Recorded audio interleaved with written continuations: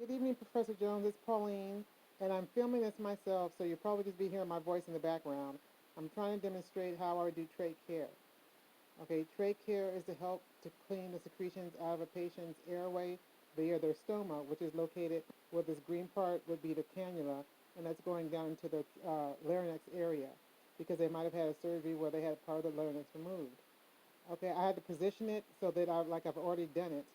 So I would enter the patient's room, introduce myself, identify the patient with two patient identifiers, name, date of birth, and then if the patient had a lot of secretions, before I would get started, I would wash my hands, put on regular gloves, and I would take the suction part, which is this part right here, and I would insert this part down into my cannula. I would suction them to relieve them from some of the secretions in the airway.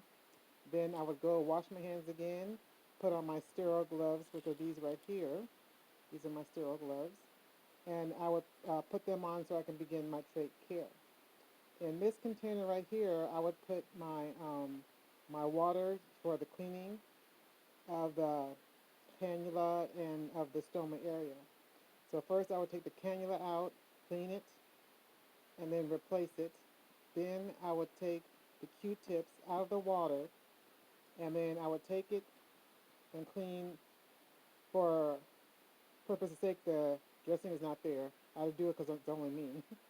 I would clean around the stoma, coming this way, and then underneath it, and then I would dispose of that part of it, and then I would make sure that it patted dry with with a dry gauze right here that comes in the kit also, and I would clean dry around the stoma. Then I would place my drainage sponge, which is in place right here, underneath the stoma, and then secure it with my string here. This would be a freshly clean string to hold the cannula part in place. Not the cannula part, I'm sorry. The necktie in place that holds the cannula in place around the stoma. And that is basically how I would do my trach care. And I would go, I document everything that I did and how the patient tolerated it.